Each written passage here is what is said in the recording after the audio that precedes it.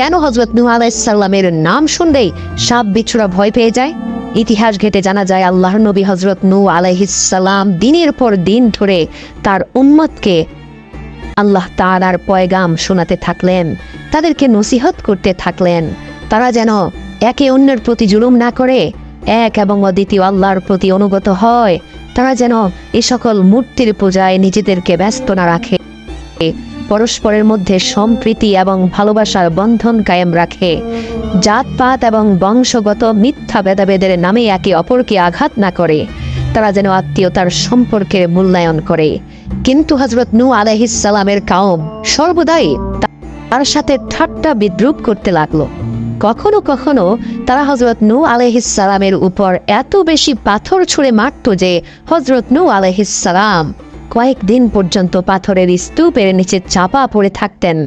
তারপর দুই একদিন পর যখন তার জ্ঞান ফিরে আসতো, একটু একটু করে তিনি পাথরের নিচ থেকে নিজের শরীরকে বের করে নিয়ে আসতেন এবং সুস্থ হওয়ার পর পুনরায় আল্লাহ তাআলার দ্বীনের দাওয়াত দেওয়া শুরু করতেন। এই যেন এক অসীম ধৈর্যের অধিকারী ছিলেন আল্লাহর নবী নূহ। এইভাবে 950 বছর পার হয়ে গেল। সবশেষে আল্লাহর নবী হযরত নূহ আলাইহিস সালাম দুহাত তুলে আল্লাহর কাছে দোয়া করলেন। তিনি আল্লাহর কাছে প্রার্থনা করলেন, হে আল্লাহ, আমার এই উম্মত কখনোই হেদায়েত পাবে না। হে রব্বুল আলামিন, আমার কওম তোমার আযাব এবং শাস্তির কথা শুনে ঠাট্টা বিদ্রূপ করে, এদেরকে তুমি আমার আযাব দর্শন করাও, এদেরকে দেখিয়ে দাও তুমি কতটা ক্ষমতাবান। প্রিয় দর্শক, বলা হয়ে থাকে 950 বছর পর আল্লাহর নবী নূহ এতটাই রাগান্বিত হয়েছিলেন যে পৃথিবীর ইতিহাসে কোনো নবী এত বেশি রাগান্বিত হন নাই। এত কষ্ট, এত আঘাত সহ্যের পর পিঠ যখন দেয়ালে ঠেকে গিয়েছিল, এক পর্যায়ে তিনি এত ভয়াবহ রকম বদদুয়া করেছিলেন তার কওমের প্রতি, আল্লাহর আরশ কেঁপে উঠে সাথে সাথে এই বদদুয়া কবুল হয়ে যায়। অতএব হযরত নূহ আলাইহিস সালামের প্রতি আল্লাহর পক্ষ থেকে নির্দেশ হলো, হে নূহ, তুমি একটি নৌকা তৈরি করো এবং সেই নৌকার মধ্যে দুনিয়ার সমস্ত জীবজন্তু পশু পাখি হতে এক এক জোড়া এবং যে সকল মানুষেরা তোমার প্রতি ঈমান এনেছে তাদেরকে উঠিয়ে নাও। ইতিহাস থেকে জানা যায় নৌকা তৈরির শুরু থেকে হযরত নূহ আলাইহিস সালাম ছিলেন পরিপূর্ণরূপে, যেটাকে ইংরেজি ভাষায় বলতে পারি অ্যাংরি মুডে। তার মানে হচ্ছে রাগান্বিত স্বভাবে। আল্লাহর নবী নূহর চেহারা থেকে সেই 950 বছরের ধৈর্য সহ্য সব হারিয়ে গিয়েছিল। তিনি প্রচন্ড রকম রাগান্বিত ছিলেন। যদিও তার কওমের লোকেরা এই নৌকা নিয়ে ঠাট্টা বিদ্রূপ করত, এদের অনেকে আবার ঠাট্টা চলে নৌকার কাছে এসে নৌকায় উঠতে চাইতো। আল্লাহর নবী নূহর সামনে যখনই তারা এরকম কাজ করতে যেত, আল্লাহর নবী নূহ তাদের বিরুদ্ধে কঠিন অ্যাকশন গ্রহণ করতেন।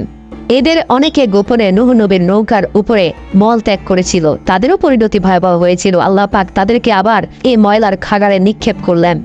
এভাবে 100 বছর পর সেই নৌকা প্রস্তুত হয়ে গেল। নৌকা তৈরি হয়ে গেলে হযরত নূহ আলাইহিস সালাম দুনিয়ার সমস্ত জীব জন্তু পশু পাখি হতে এক জোড়া করে সে নৌকার মধ্যে তুলছিলেন। এমন সময় সাপ এবং বিচ্ছু হযরত নূহ আলাইহিস সালামের কাছে আসলো। হযরত নূহ আলাইহিস সালাম যেহেতু তখন খুব রাগান্বিত ছিলেন, তখন তাদেরকে বললেন, দূর হয়ে যাও, তোমরা মানুষকে কষ্ট দিয়ে থাকো, তোমাদের জন্য আমার নৌকায় কোনো স্থান নেই।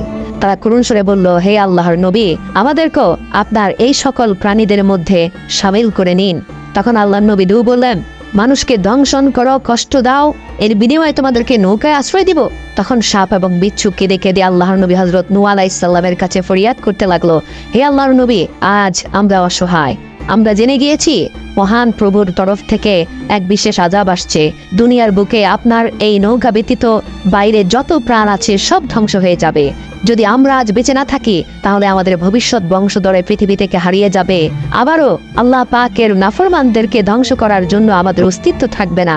আমরা আপনার সাথে ওয়াদা করছি, যে কোনো মানুষ সালামুন আলা নূহিন ফিল আলামিন এই দোয়া পাঠ করবে, আমরা আমাদের অস্তিত্ব এবং আমাদের সৃষ্টিকর্তার নামে কসম করে বলছি, আমরা সেই মানুষকে কোনো কষ্ট দেব না। এই ওয়াদার পর আল্লাহর নবী নূহ আলাইহিস সালাম সাপ এবং বিচ্ছুর এক জোড়াকেও নৌকায় তুলে দিলেন। সেই বিশাল নৌকার মধ্যে যে সকল মানুষ সাওয়ার সাওয়ার হয়েছিল, যত জীবজন্তু পশু পাখি সাওয়ার হয়েছিল, তারা ব্যতীত জমিনের বাকি সমস্ত প্রাণী আল্লাহর সেই আজাব মহাপ্লাবনের ধ্বংস হয়ে গেল। তুফান থেমে যাওয়ার পর আল্লাহর নবী নূহ আলাইহিস সালাম জমিনে অবতরণ করলেন এবং পুনরায় এই জমিনকে আবাদ করলেন। সমস্ত সৃষ্টিকুল পৃথিবীতে জীবন যাপন করতে শুরু করলো, কিন্তু সেই ওয়াদাটিকে কোনো মানুষ বা জানোয়াররা আজ পর্যন্ত ভুলে যায়নি। এবং আল্লাহ তাআলার কোরআনুল কারিমে সূরা সাফফাত এর ৭৯ নম্বর আয়াতে এই দোয়াটিকে সংরক্ষণ করে রাখলেন আল্লাহ তাআলা। সেখানে বলা হয়েছে সালামুন আলা নূহিন ফিল আলামিন। এই আয়াতের সঠিক অর্থ হচ্ছে শান্তি বর্ষিত হোক হযরত নূহ আলাইহিস সালাম ও তার বংশধরগণের উপর।